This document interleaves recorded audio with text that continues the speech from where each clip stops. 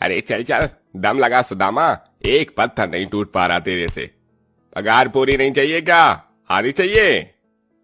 अरे नहीं नहीं, पगार मत काटना मुनीम जी, वरना परिवार की आज की दाल रोटी पर भी आफत हो जाएगी। तोड़ रहा हूं पत्थर।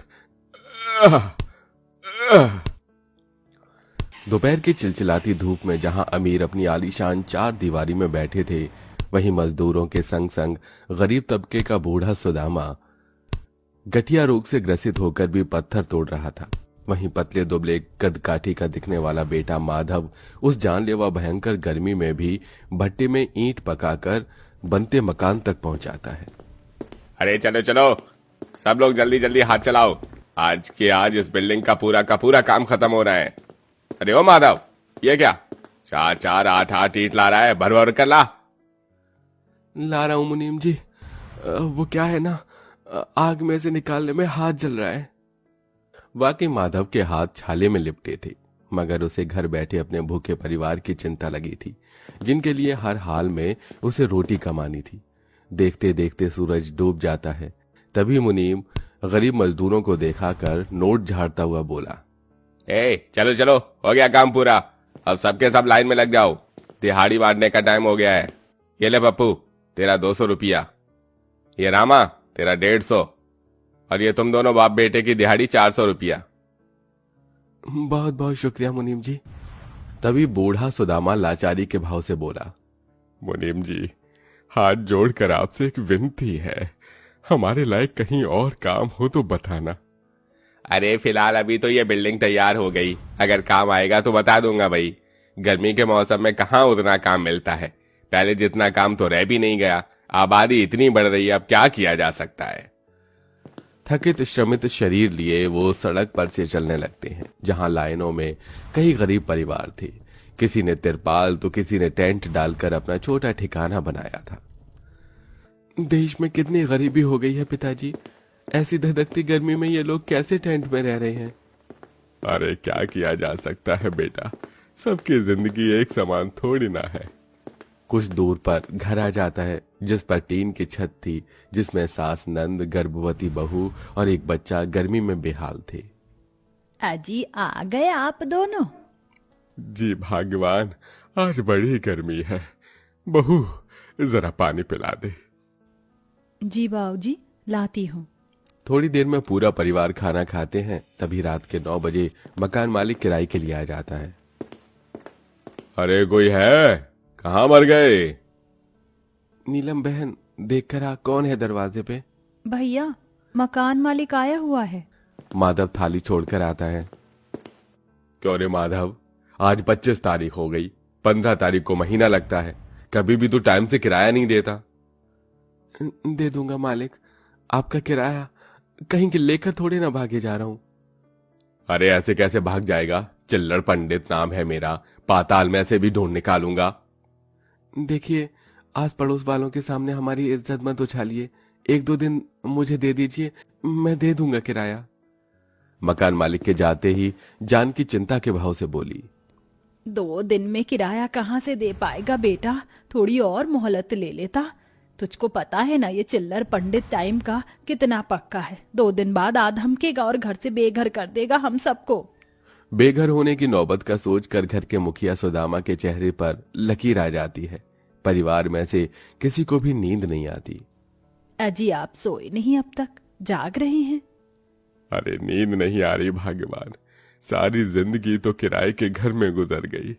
न जाने कितने अमीरों की बिल्डिंग बनाई, मगर खुद का एक घर नहीं बना पाए। इसी बेबसी में बूढ़ा सुदामा फूट फूट कर रोता है। अगले दिन दोनों काम के लिए भटकते हैं। 2 दिन निकल जाते हैं और मकान मालिक उनके घर में घुसकर सामान उठा उठाकर फेंकने लगता है। देखने वाले लोगों की भीड़ लग जाती है। बुआ दादी, ये हमारा सामान क्यों फेंक रहे हैं? इन्हें भगाओ हमारी गर्मी से। हे छुटकी, ज्यादा बोली ना तो उठा के पटक दूंगा, समझी? मालिक, हाथ जोड़कर विनती कर रहा हूँ, हमें बेघर मत कीजिए। इतने सालों से यहाँ रह रहे हैं, इस गर्मी में परिवार को लेके हम कहाँ भटकेंगे। मेरी बहू भी पेट से है मालिक। हाँ तो मैंने थोड़ी ना किया है, खाने को होता नहीं है और बच्चे पैदा करते हैं। अरे चलो दफा हो यहां से।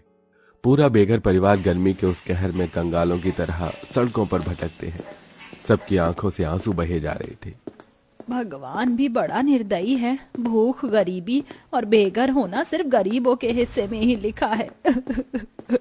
भूखे प्यासे धूप में चलते फिरते बेघर परिवार में सबसे बड़ी पीड़ा में बहू थी, जो कोख में औलाद समेटे हुए थी। माँ जी, ओह क्या हुआ भाभी? माँ देखो ना। हे भगवान, इसकी तो नस तन गई है। जा रे भगवान, इतना हरजाई क्यों है तू? बेटा कुछ कर। माधव कुसुम को गोद में उठाता है और पूरा परिवार पेड़ पौधे और छांव देखकर एक पार्क में आते हैं। मगर तभी गेट पर बैठा एक मुच्छड़ सा गार्ड गरज कर बोला, हे हे हे, ऐसे भूखे नंगे की तरह कहां घुसे चले आ रहे हो? चल चलो भागो यहाँ से। बेटा हम पर थोड़ा तरस खाओ, हम बेघर हैं, गर्मी का मौसम है, थोड़ी देर छाया चाहिए। लेकिन ये सोसाइटी का पार्क है, ये लोग गरीबों से चिढ़ते हैं, मैं मदद नहीं कर सकता कोई भी। अंकल अंकल हमें अंदर आने दो प्लीज प्लीज। मेरी मम्मी के पेट में बाबू है, उनको हुई हो रही है। मैं हाथ जोड़ती हूँ, पैर पड़ती हूँ। मासूम सी रूही मिन्नतें मांगते हुए फूट फूट कर रोने लगी, जिसे देखकर सबका दिल फट गया। लेकिन गार्ड का दिल नहीं पसीजा, क्योंकि यहाँ हर कोई पहले अपना देखते हैं। सब आंख में आंसू लिए आगे चलते हैं, मगर उनका गरीबी भरा भेष देखकर हर जगह से लोग उन्हें भगा देते। किसी तरह फुटपाथ पर ठहर कर वो रात बिताते हैं। अरे आज तो रात यही काटनी पड़ेगी, मेरे पैर फूल गए हैं। पर ये जमीन तो आग के जैसे तप रही है जी। किसी तरह हाथ पैर सिकोड़कर बेघर परिवार सो जाता है, लेकिन घर तो घर होता है। सवेरे सूरज की किरण फूटते ही एक पुलिस वाला बुलेट पर सवार आता है। अरे ये देखो, ये गरीब लुच्चे लोग कैसे सड़क पर मौज काट रहे हैं, अभी इनकी नींद हराम करता हूँ। ये कहते हुए निर्दयी पुलिस वाला सबको लाठी मारकर उठाता है। ए चलो चलो उठ जाओ, वरना बजाऊंगा एक लाठी और। वाह, अरे ओ दरोगा बाबू, तुम लोगों की लाठी हम जैसे गरीब बेघर लाचार लोगों पर ही चलती है, कहीं अमीरों पर क्यों नहीं आजमाते हो ये डंडा? असहनी सच सुनकर पुलिस वाला दांत पीसकर एक और लाठी बूढ़ी जानकी की पतली दुबली पीठ पर दे मारता है। जानकी मचल कर रह जाती है। माँ, ओहो। क्यों बुढ़िया, अब लेगी पुलिस वाले से पंगा? हाँ बोल बोल। याद रखना दरोगा, भगवान की लाठी में आवाज नहीं होती। गरीबों को जितना सता लो, वो बैठा हुआ सब देख रहा है। बोल बढ़िया। हाँ ओ बढ़िया, बोलेगी ज्यादा हड्डी तोड़ दूंगा। बाप की सड़क समझकर डेरा जमा लेते हो, चले जाओ यहां से। अरे जा रहे हैं साहब, बस जा रहे हैं। एक बार फिर पूरा परिवार तपती धूप में सफर तय करता है, जहां वे लोग एक बड़े कचरे के कंपाउंड में पहुंच जाते हैं, जहां टेंट ही टेंट के घर बने थे, जिसमें गरीब परिवार बसे हुए थे। अरे वाह दादाजी दादी, ये कैसे घर है? इसे टेंट घर कहते हैं रूही। तभी बहू गर्मी से बदहाल सास ससुर के हताश मुरझाए चेहरे को देखती है। माँ जी क्यों ना हम लोग भी ऐसे ही टेंट घर बना लें, गर्मी का मौसम है, सड़क पे कब तक बेसहारा भटकेंगे। मगर बहू टेंट कहाँ से आएगा, हाथ में पैसा कौड़ी भी नहीं है। बहू सबको मशवरा देती है। पूरा परिवार कड़ी धूप में कचरा बीनते हैं, जिसे बेचकर उन्हें टेंट खरीदने लायक पैसे मिल जाते हैं। दोनों पति पत्नी कुछ ही देर में टेंट वाला घर बनाकर तैयार कर लेते हैं। पूरा परिवार तंबू के अंदर आता है। भगवान का शुक्र है सर पर छत तो आई। पर दादी ये टेंट वाला घर तो कितना छोटा है। हाँ लाडो, मगर इस दुनिया में ऐसे भी बहुत लोग हैं जिनके सर पर छत नहीं है। कम से कम इस टेंट घर में धूप तो नहीं लग रही। सबके पैरों में छाले पड़ चुके थे। कुसुम जुगाड़ लगा के 4 ईंट का चूल्हा बनाकर गर्म पानी करके सबकी सिकाई करती है। लेकिन एक विडंबना अभी भी थी, वो भी थी शौचालय की।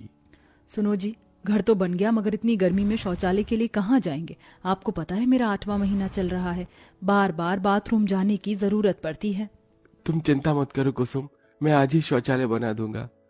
माधव पास में ही गहराई तक जमीन खोदकर एक सुलभ शौचालय बनाता है और चारों तरफ टेंट लगा देता है, जिससे कि अब ये दुविधा भी दूर हो जाती है। हालांकि टेंट घर में उमस तो थी, लेकिन सबको सुकून था कि सिर पर छत है। अगले दिन से माधव काम पर जाने लगता है, जिसे अब उसके घर का दाना पानी भी चलने लगता है। लेकिन ये गर्मी का मौसम हर साल न जाने कितने ही गरीब परिवारों को घर से बेघर कर देता है।